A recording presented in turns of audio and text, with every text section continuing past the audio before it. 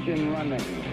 Liftoff. We have a liftoff. It is Atlanta's Evening News, and I'm your host, Eric Erickson. Welcome. The phone number here, 404-872-0750, 1-800-WSB Talk. We need to delve into local news this hour because there is a lot of news. You have spent a lot of time today, I'm sure, hearing about the Green New Deal. You've probably heard about the Matt Whitaker hearings already. We will get into those later, as well as the Jeff Bezos situation with the National Enquirer. A very interesting story, but you're not going to hear anywhere else a breakdown of what's happening in the state legislature. So I want to spend time because there actually is a lot of big news coming out of the legislature today into next week. Now, one of the reasons we're seeing a big wave of news coming out of the state legislature is because they went very slow and avoided as much controversial as possible, as many controversial things as possible while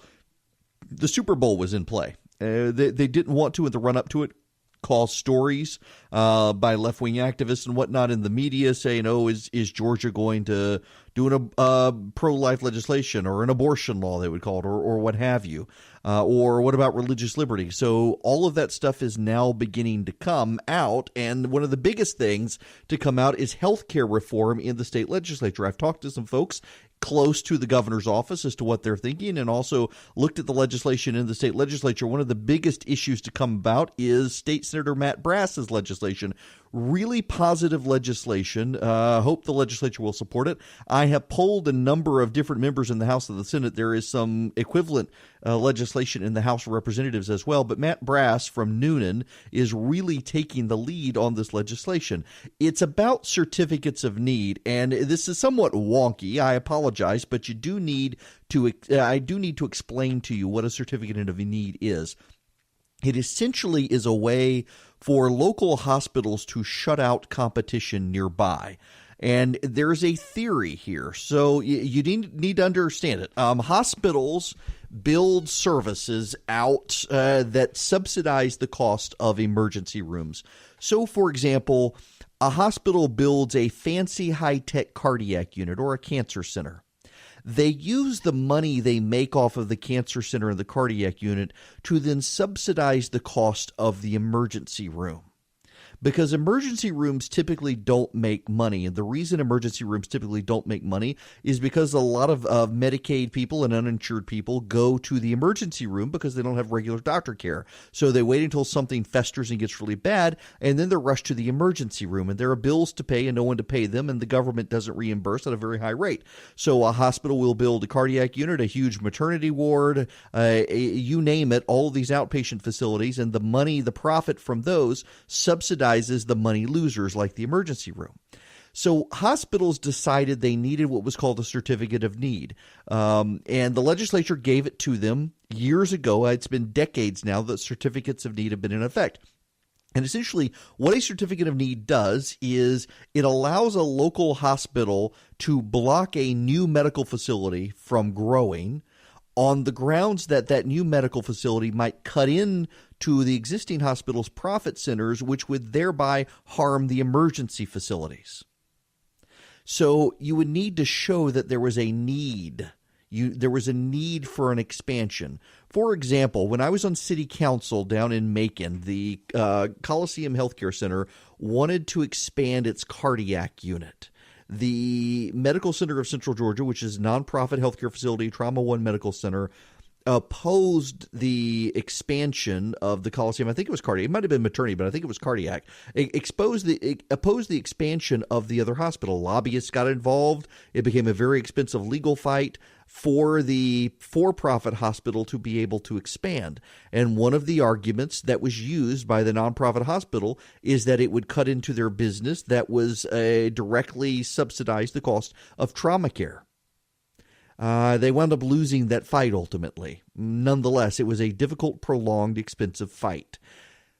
What the legislation from Matt Brass would do is would cut down the radius by which a rural area hospital could object to a certificate of need.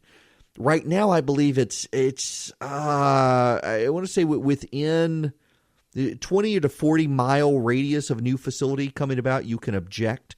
The radius would be lowered to 10 miles. So if a new medical facility is coming in that would compete with existing businesses within 10 miles, you would be able to object. Now, one of the reasons this is important is because in rural parts of the state, there are fewer and fewer hospitals and medical facilities. In some cases, down in South Georgia, you can be an hour or more from the nearest hospital. That's a real problem because in addition to ambulance services then being very expensive because of transport, you also have a greater reliance on helicopters to transport people to hospitals, and that as well becomes very, very expensive. So this would reduce the distance from an existing location that could be objected to 10 miles, which the state hopes would give some incentive to new medical facilities cropping up in South Georgia, helping to cover some of and alleviate some of the lack of medical care in South Georgia. So in addition to restricting hospitals from within a 10-mile radius, that would be the only area that an existing medical facility could object.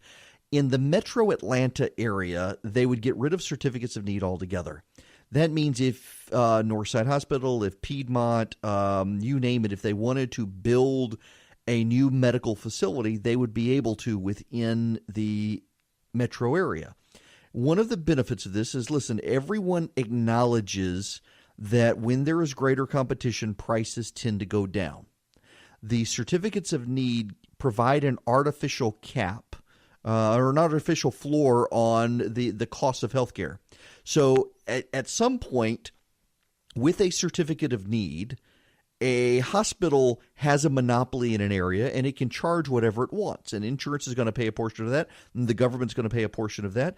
And it's going to be very expensive for people in rural areas, even in urban areas. It's going to be very expensive because of the lack of competition. When you add new medical facilities in areas, it lowers prices, just like every other free market outlet. You put two hospitals in an area, they have the same setup, they tend to compete and lower prices overall. That's why hospitals don't like to have competing hospitals nearby, particularly in rural and suburban areas, because, again, their profit centers, their plastic surgery wing, their maternity wing, their cardiac center, their you name it, those all go to subsidize their emergency rooms that don't make money.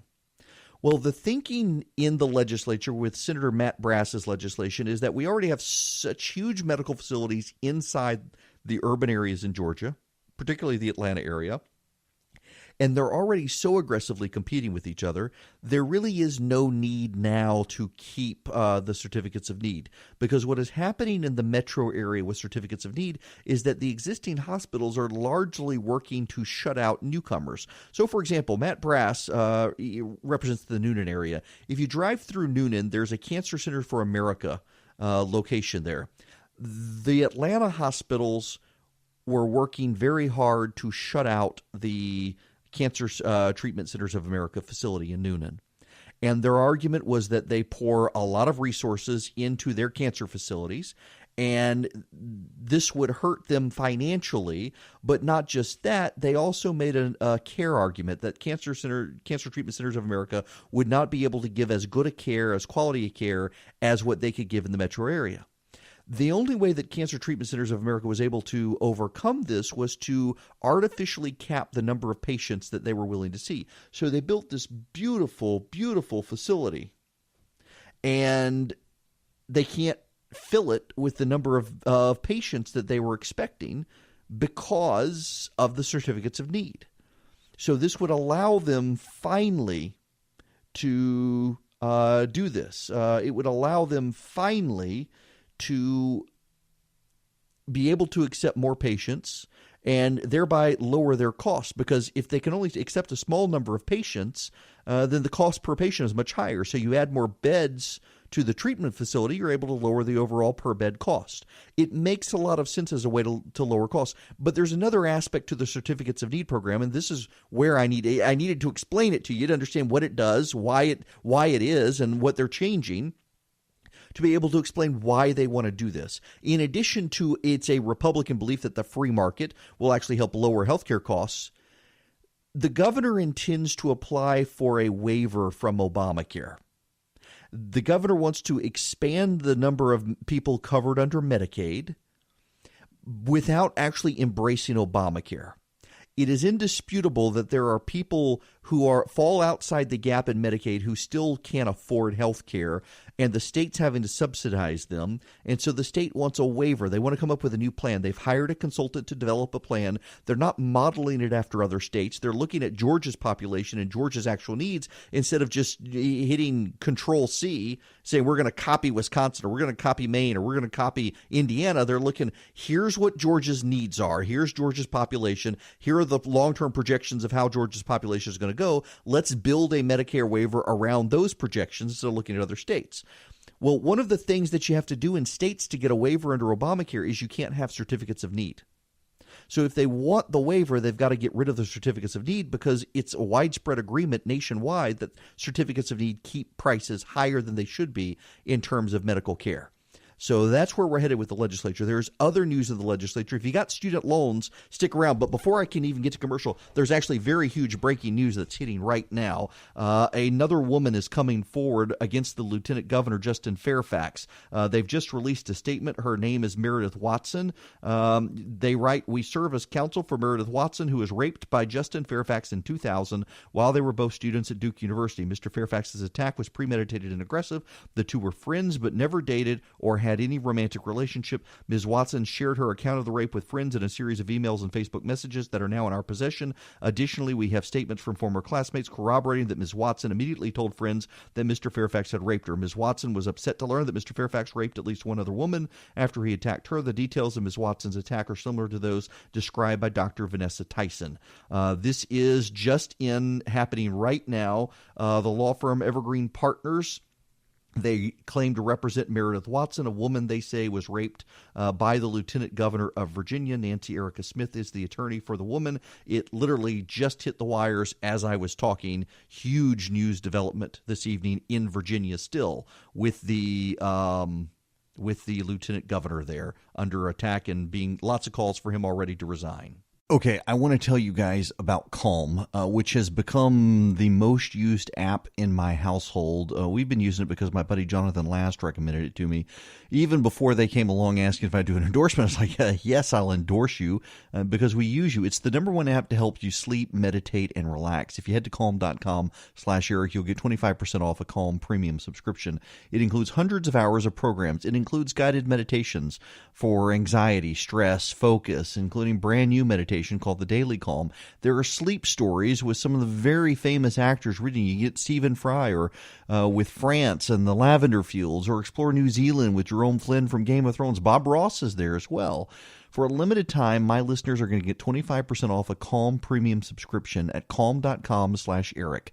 That's CALM.com/Eric. You get unlimited access to all of Calm's content today at calm.com/Eric. Give yourself the gift of Calm. Have a happy and healthy 2019.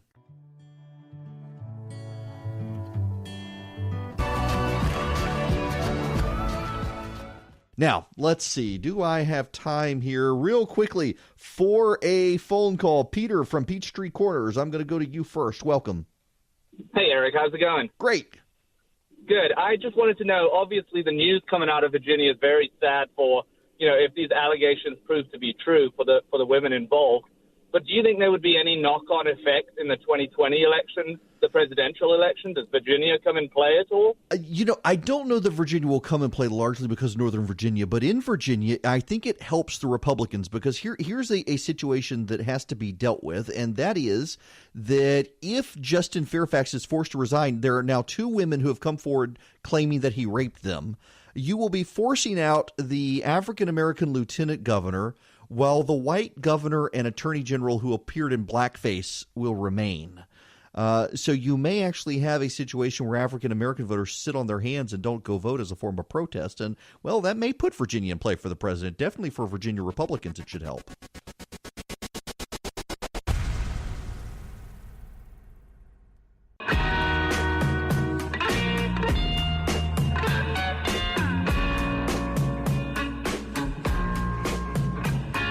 So I gotta pivot here for just a second. If you got a student loan, just bear with me. I'll get to it here in a minute. It is Eric Erickson here at Atlanta's Evening News. The phone number is 404-872-0750, 1-800 WSB Talk. This Virginia situation, if you're just tuning in, the Lieutenant Governor of Virginia was accused of forcing a woman to do things inappropriately back in 2004 at the Democratic National Convention. Now another woman has come forward and said at Duke University in the year 2000 he raped her. She has a lawyer. They have released a statement. He says this is not true. He's denied the other claim as well. More and more people coming forward calling on him to resign. The governor is saying that he is not going to resign now. So this puts Virginia Democrats in a very awkward, interesting situation in that you have a governor and a lieutenant governor who were both found to have been in blackface in the 1980s, both having admitted it. You now have the lieutenant governor who denies raping two women, with people calling for him to resign. If he is pressured out, well, then it leaves the Democrats in a very bad position with black voters, in that the attorney general and the governor are white, the lieutenant governor is black. If he is not forced out, well, then you have Democrats in an awkward position nationwide because of that situation. And in fact, we've already got a situation with Democrats around the country, elected Democrats who are refusing to answer any questions about it. The Washington Free Beacon put together this montage of they went to Capitol Hill with reporters ambushing Democrats on their thoughts about the Virginia situation. Excuse me, Congresswoman, do you believe the accuser of Lieutenant Governor Justin Fairfax? I haven't looked into that yet. We're on our way to the floor for votes. It won't take too long. I just wanted to ask you, Congressman. Do you believe the accuser of Lieutenant Governor Fairfax? But yeah, so do you believe the accuser of Lieutenant Governor Justin Fairfax? Excuse me, Congressman, do you believe the accuser of Lieutenant Governor Justin Fairfax? I don't know enough about it. Excuse me, Congresswoman, do you believe the accuser of Justin Fairfax? I didn't quite catch the end. I'm sorry about that, Congresswoman. I said I look forward to looking into the scenario, but I haven't heard anything about this quite yet. Basically, they're all grabbing their cell phones like, oh, I'm on the phone. Sorry, I can't talk to you right now. Wow. So this will continue to play out. We're going to let this marinate over the next hour and see what happens. This story is just breaking on a Friday afternoon here. It's about 40 after 4 o'clock, and the story is breaking that Justin Fairfax, the Lieutenant Governor of Virginia, accused by a second woman of raping her, this time at Duke University. We will get back to that, but I do want to spend time while the story plays out over the next hour in the media. I need to let you know about another piece of legislation here in Georgia that's relevant to many of us. So I have a lot of student loans. My undergraduate career was mostly funded by scholarship, and my law school career mostly funded by loan. And I have, on one student loan, I haven't practiced law since the year 2005. I got out of law school in 2000, and with one of my student loans, I got about $9,000 left on it, and it's a payment of about $320 a month or so. And the other one, I think I've got another 15 to 20 years of a $475 a month payment on it.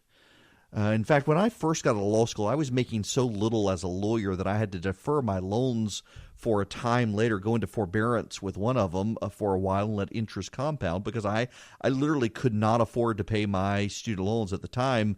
They were much higher. The one was always fixed at $475. The other one fluctuated. And when Christy and I first got married, we had her student loans as well. And I was making, I think right out of law school, I made $42,000 a year as a lawyer. I practiced for 5 years and never broke $50,000 practicing law. And we were struggling when we first got married. We both worked to make ends meet, and the law school loans were larger than our mortgage. In fact, we almost wound up not buying a house because our law school loans were more than our mortgage, but we actually had a friend of ours who was just a genius and essentially convinced us with the mortgage interest deduction and the law school student loan deductions and whatnot at the time that we would be better off going on and buying a house at the time. And economics have changed so much then. There are a lot of people who can't afford to buy houses now because of student loans. But one of the other problems we have is in the state of Georgia, there's a law that if you fall behind on your student loans, your professional licenses get suspended. If you have a professional license in Georgia, for example, if you're a school teacher in Georgia, you have a professional teacher's license. And under Georgia law, you have your professional license. It's how you earn your income. And if you fall behind on your student loans, your professional license goes away. Therefore, your means with which to earn an income, with which to pay back your student loans, goes away. It's a ridiculous law, and thankfully Scott Turner in the State House has introduced House Bill 42. That bill would prohibit the state of Georgia from suspending or revoking your professional licenses if you fall behind on student debt. Georgia, by the way, you should know, is one of the few states left in the nation that still does this. Most states got rid of their laws revoking professional licenses, and in fact, the federal government has encouraged states to get rid of these laws. Georgia still has the law. House Bill 42 by Scott Turner would get rid of the requirement to revoke a professional license for failure to pay a student loan. I think it is needed legislation, and good for him for pursuing it. Scott Turner, Republican, not a Democrat, a very libertarian Republican pushing this law, and good for him for doing so. The Republicans should run with this very quickly. Optics in the suburbs, it's what they say they're worried about. This is a great one for all those suburban parents who see their kids with mounting student loan debt. Now, let's go back to the phones on the healthcare issue. Jeff from Atlanta, been waiting patiently. Welcome, Jeff. Hey. Hi there. It's a complicated situation in terms of what's being dealt with, but just FYI, I've worked in multiple different states on both the insurance side and on the provider side that have both CON laws and ones that did not have CON laws. And just for those listening, CON, certificate of need. Correct. And what you'll find if you dig into it is that healthcare costs in states that do not have certificate of need are not lower relative to states that do. And part of the reason for that is healthcare does not follow normal economic conditions. And what tends to happen is the for-profit players will only provide services that are highly profitable. And what tends to happen is utilization goes up. Unit pricing may come down, but utilization actually goes up. And as a result, premiums are not lower. Right. You're right on the premium issue. The problem, though, and the research, for example, that the state legislature has been circulating, and even the federal government is now pushing out from the Obama administration and now continued from the Trump administration, is that there's been a lot of research that shows overall healthcare costs do go down. However, to your point, there is a study that has come out from the where is it? I actually had it pulled up. The Health Finance Journal. There was a study conducted by Georgetown University. Daniel McCory is the doctor who participated, along with Providence College Department of Economics and the Ripon College Department of Business Management. And I'll just read you the abstract. Basically, 35 states have certificates of need. That number's going down. But we find that states with certificates of need law have higher prices than states without them, but the difference is no longer statistically significant. New data on U.S. healthcare prices will increasingly allow researchers to evaluate how policy affects these states, though we cannot yet precisely estimate the effect of certificates of need laws on prices under the new healthcare laws. Now, that study was conducted in 2017, and now the National Conference of State Legislatures has issued guidance as of August 17th of 2018, saying that the federal government wants them repealed, and in fact, more and more data is suggesting that certificates of need do artificially increase overall healthcare costs. And yes, to Jeff's point, your insurance premium is probably not going to be impacted whether or not there's a certificate of need or not, but the overall payments to hospitals actually tends to go down, lowering overall healthcare costs, which is why the Federal Trade Commission And the HHS, Department of Health and Human Services, is encouraging states to get rid of certificates of need. So that's where the government's going. But the larger issue here is that the Trump administration will not actually even consider a Medicaid waiver or an Obamacare waiver if a state has a certificate of need. So the reason the number has fallen so dramatically in the number of states that have certificates of need, in 2017 it was 35, and now it's only half the states, 25 of the states, is because if you want a waiver to experiment under Obamacare without embracing full Obamacare, you have to get rid of your certificates of need. So we can expect the legislature is going to do that here in Georgia.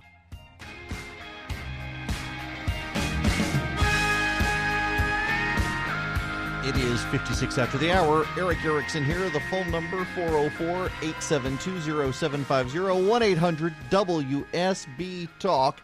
I got to play for you this audio from Senator Mike Lee. They had a rather contentious hearing on Capitol Hill for some judges, and Mike Lee has really had enough of the Democrats calling into question the religious faith of those nominees for the judiciary. Listen to this from Mike Lee. The problem with asking a nominee about the particulars of his or her religious beliefs is that those questions inevitably expose those beliefs as somehow a qualifier or a disqualifier for public office. That is flatly inconsistent with at least the letter, at least the spirit, if not also the letter, of at least two provisions of the Constitution. I cannot fathom why this would ever make sense to do. There was a time in this country when people might have been asked in a job interview context or in the context of a hearing like those we hold here, whether someone believed in God, whether they were Christian. When they might have been asked those, it was not for a good reason, because there is never a good reason in a public setting to ask that question, save perhaps if you just want to make sure that that person's religious beliefs do not require that person to betray the judicial oath. Beyond that, I can't fathom a circumstance in which that would be appropriate.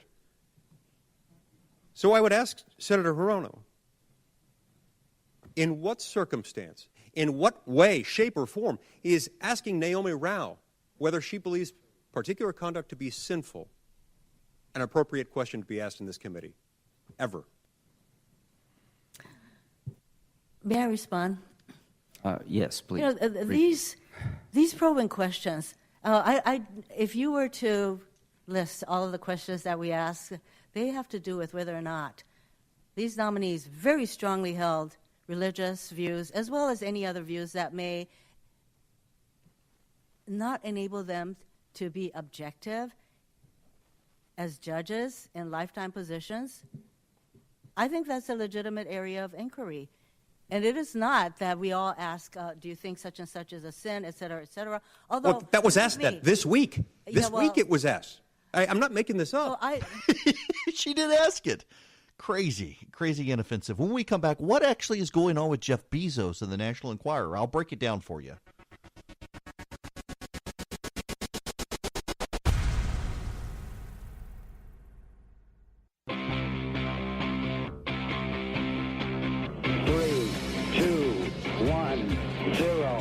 Engine running. Liftoff. We have a liftoff. Welcome. It's Eric Erickson here, the second hour of Atlanta's Evening News. The phone number, 404-872-0750, 1-800-WSB-TALK. I hope you guys enjoyed that one day of summer. Cold coming back. So I'm looking at the Washington Post, and fourth story down I see is fourth most read story is a messy wintry mix is likely early next week, but snow potential is limited. And the fifth most read story is forecasters warn a very bad afternoon commute in Seattle on Friday as major snowstorm arrives. Everyone kind of had a reprieve yesterday, and then Mother Nature realized, oh wait, it's still February. The third most read story at the Washington Post is for Vanessa Tyson. speaking out on sexual assault began long before she accused Fairfax. That would be Justin Fairfax, the lieutenant governor of Virginia, and now the most read story of the Washington Post as of this moment is a second woman accuses Virginia Lieutenant Governor Justin Fairfax of sexual assault. She claims this happened at Duke in the year 2000. Vanessa Tyson claims it happened in 2004. Justin Fairfax is denying both of them. In fact, he called Vanessa Tyson 2 words I'm not allowed to say on the radio. The other woman, we don't know what he said about her. This story is going to play out. The other story that is getting a lot of news today is the Jeff Bezos story. Jeff Bezos and the National Enquirer. Jeff Bezos has released the email exchange with the National Enquirer that basically they told him they had obtained nude pictures of Jeff Bezos. And they were going to make those pictures public if he didn't stop reporting on the National Enquirer. One of the issues is the Washington Post has just continued to report on the National Enquirer and its relationship to Donald Trump and how they might have coordinated in 2016 and whatnot. Well, they were having none of it. They told Jeff Bezos if he didn't stop, they were going to do this, and that's not legal. It's not legal. It's called blackmail. Some would call it extortion. They're not supposed to do stuff like this. Bezos was having none of it. He's got no shame at this point. Jeff Bezos was a happily married man, the richest person on the planet, and he had an affair with a friend's wife. He and his wife are getting a divorce now. The friend and his wife are getting a divorce. There's no word on whether Bezos and this woman will actually get married. But one of the things he did is he sent her explicit pictures. It turns out that this woman's brother is friends with Roger Stone. You cannot make this up. And somehow or another, the pictures got to the National Enquirer, and there are some who suggest that their text messages were intercepted. So one of the big questions that I actually think needs to be discovered here is, did Jeff Bezos and his girlfriend use Apple iPhones? Now, this has nothing to do with my fixation with Apple and being part of the Apple cult. One of the issues is there is an allegation that a foreign government may have intercepted the text messages. Now, part of this you need to understand is the girlfriend's brother raised that issue. Gavin DeBecker is a security guru hired by Jeff Bezos. He is looking into whether or not a foreign government may have obtained these phones or hacked the cell phone. Saudi Arabia, of course, is implicated by some because the Washington Post has been pounding the drum on the Jamal Khashoggi killing in Istanbul and wants action against Saudi Arabia. Jeff Bezos owns the Washington Post. But it is also apparently the brother of the girlfriend raised the issue about maybe a foreign government did this. This is the brother who is tied to Roger Stone. Now, the reason I say is it's relevant whether or not he has an iPhone is because if they both have iPhones, their text message bubbles would be blue. And that signals that you're using Apple's proprietary iMessages platform, which is secured between iPhones. So you can't intercept iPhone messages and decode them iPhone to iPhone. If the bubble is green, it means you're using the standard SMS text messaging service that all cell phones have always used. And it is not secure. It is easily intercepted and easily decoded as to what the text message is. So if he and his girlfriend were both using iPhones, it means someone actually had physical access to one of their phones to get these text messages and pictures. If they don't both have iPhones, then it would be very easy to do. That's why governments hate iPhones, because of that security between phones when you're messaging. In any event, this story is blowing up. By the way, former Governor Terry McAuliffe of Virginia is out now tweeting that Justin Fairfax needs to resign as lieutenant governor in Virginia, calling for his immediate resignation. Also, a buddy of mine did point out this Jeff Bezos story we're talking about. It isn't in the most read stories of the Washington Post today. They're not covering their boss and employer. But nonetheless, the Bezos story is interesting in that there's a twist this afternoon. Amazon.com and its web services, Amazon Web Services, in their terms of service, say that you cannot host a website on Amazon and use that website or any portion thereof for blackmail, extortion, or any other crime. Guess where the National Enquirer is hosted? Yes, that's right. The National Enquirer hosts its entire web platform on Amazon Web Services. And according to Amazon Web Services, they're in violation of their terms for what they've done to Jeff Bezos.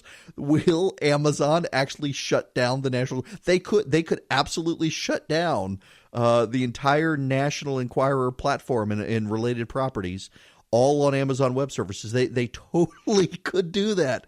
I wonder if Jeff. I actually don't think that will happen, and I've seen a number of people say, "Oh, we should not encourage this."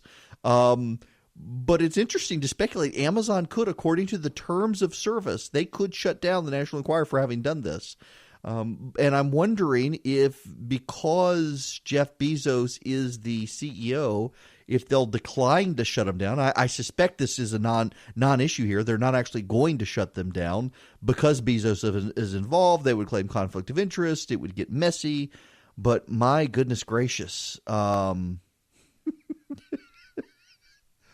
this story is going to continue to spiral out of control. I can tell you that. Now, we do need to move on. Matthew Whitaker, the acting attorney general, also not ready for prime time. He appeared before the Senate Judiciary Committee today. Doug Collins was actually involved. Doug Collins, congressman from Georgia. Jerry Nadler, who's now the chairman of the committee, told Collins he could step down and go sit over by Whitaker if he wanted to serve as his counsel. It was an interesting moment, a very interesting moment. So Whitaker handled himself not quite ready for prime time. Someone clearly should have coached him, and they didn't. We got the audio of this when we come back. There are a ton of stories out there about online security breaches, and you got to start worrying about how your data is used and where it goes, who's looking at it. Making an online purchase or accessing your email could put your private information at risk. And you know you're being tracked online by social media companies, marketing companies. Your mobile or internet provider can track you. There's one way to make sure your privacy is secure, and that's with ExpressVPN. It's got easy-to-use apps that run seamlessly in the background on your computer, on your phone, on your tablet. All you do to turn it on is one click. It secures and makes anonymous your internet browsing by encrypting your data, hiding your public IP address, and you can use ExpressVPN for less than $7 a month. It's the #1 VPN service by TechRadar. It comes with a 30-day money-back guarantee, so protect your online privacy today. Find out how. You can get 3 months free at expressvpn.com/Eric. That's expressvpn.com/ERICK. For 3 months free with a 1-year package, visit expressvpn.com/Eric to learn more.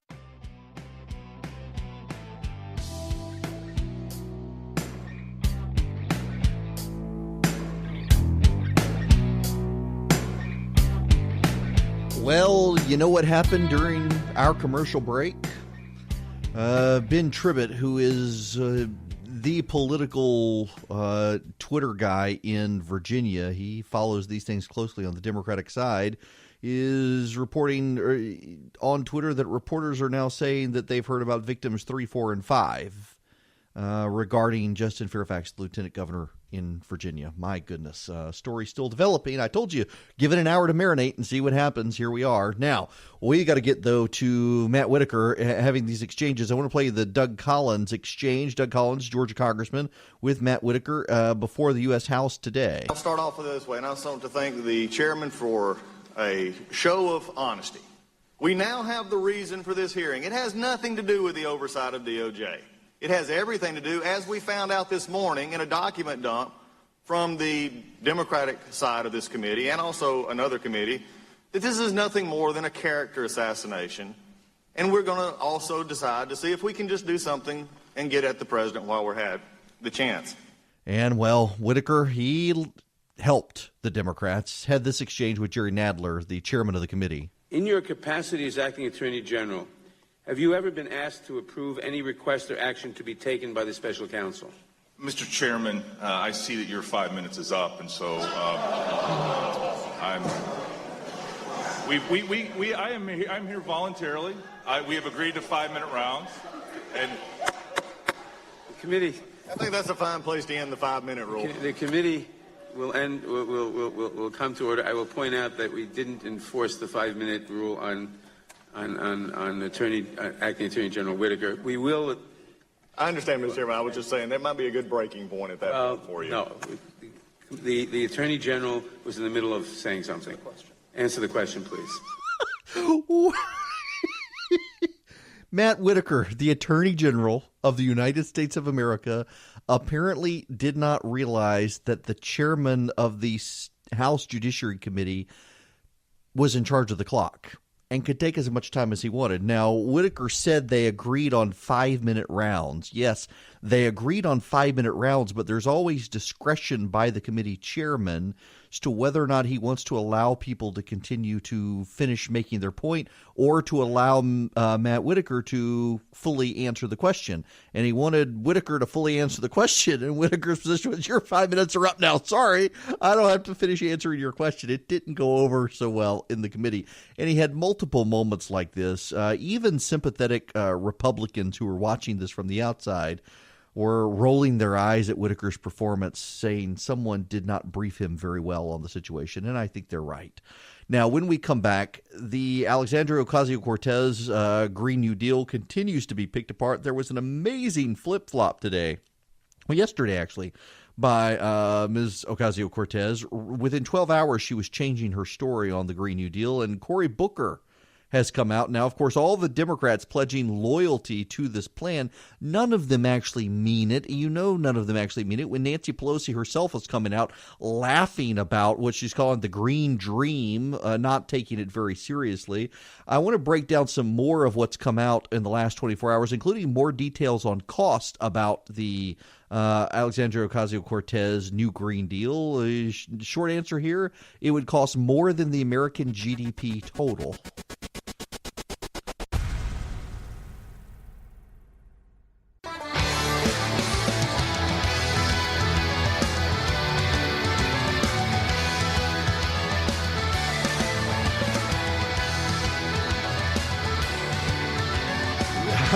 Y'all, I'm just, man, in addition to the Justin Fairfax story coming out now, Amy Klobuchar is a senator from Minnesota, and she is considered the nice senator.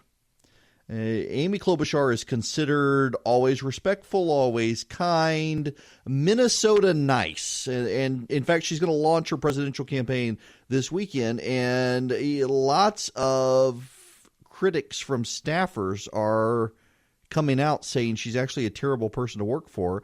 BuzzFeed News has the story. Behind the doors of her Washington, D.C. office, the Minnesota Democrat ran a workplace controlled by fear, anger, and shame, according to interviews with 8 former staffers, one that many employees found intolerably cruel. She demeaned and berated her staff almost daily, subjecting them to bouts of explosive rage and regular humiliation within the office.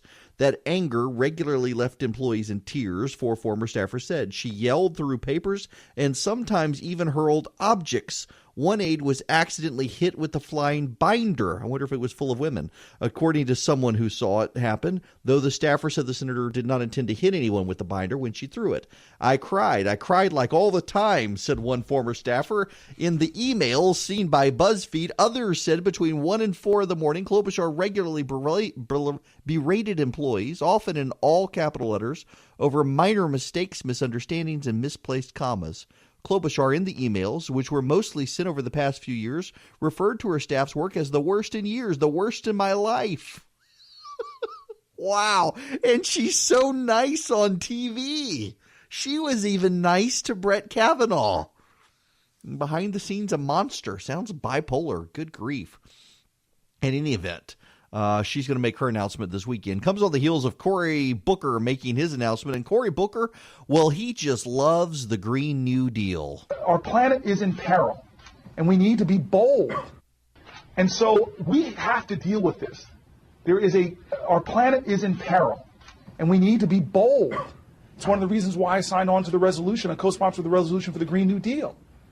And there's a lot of people now that are blowing back on the Green New Deal. They're like, oh, it's impractical. Oh, it's too expensive. Oh, it's all of this. If we used to govern our dreams that way, we would have never gone to the moon. God, that's impractical. You see that ball in the sky? We are a nation that has done impossible things before. And my parents taught me reach for the moon, reach for the stars. Even if you come up short, at least you're going to be hovering above the ground. You'll be soaring, young man. And so we need to be bold again in America. We need to have dreams that other people say are impossible. We need to push the bounds of human potential because that is our history.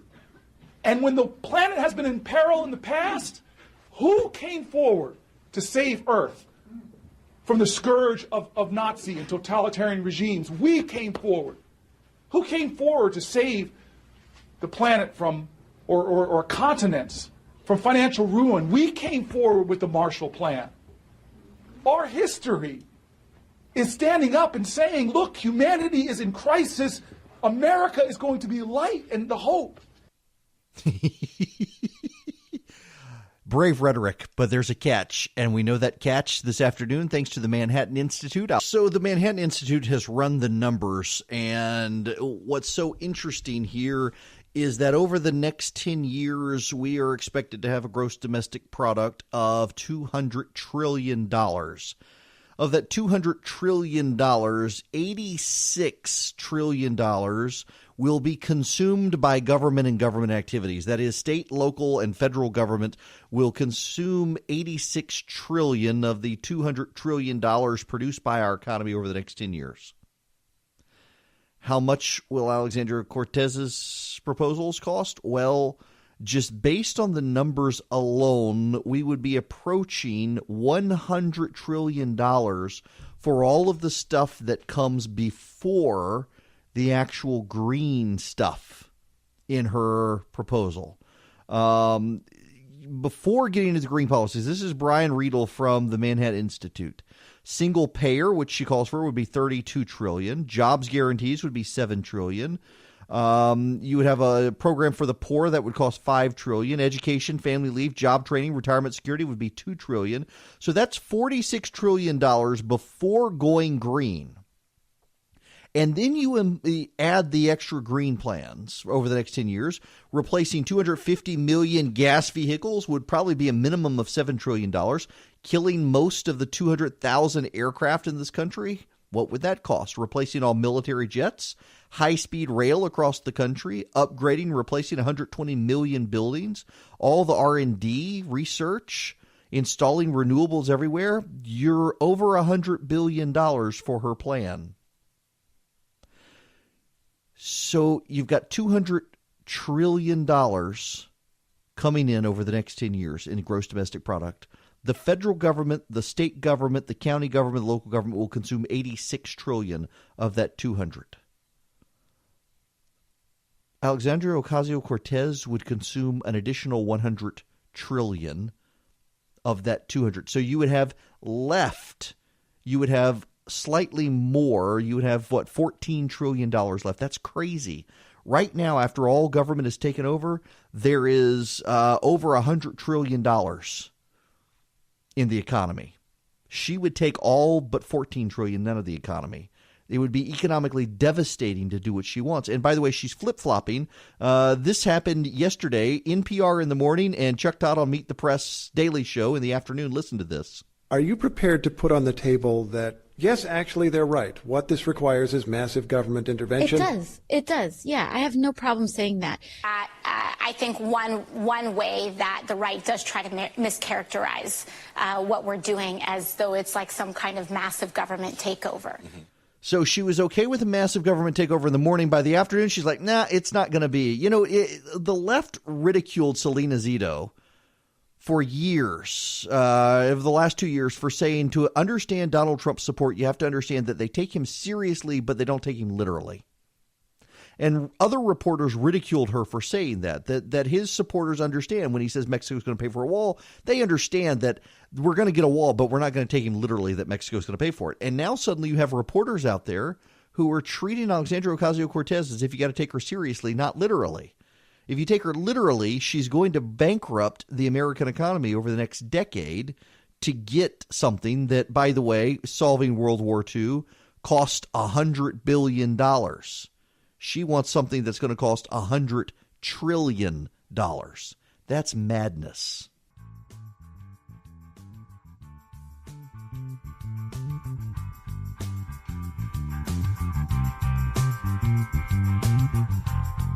I don't know if you guys saw, but John Roberts, the Chief Justice of the Supreme Court, sided with the liberals on the court today to hold a Louisiana abortion law. Now, the court could decide later whether or not to extend it, but conservatives really upset with Roberts today. He actually altered his position from 2 years ago on a separate legal matter. That was a very, very similar case, and he chose to go the opposite way today. I think he's trying to play Anthony Kennedy now that Kennedy's not there, and that's unfortunate, but really not that surprising.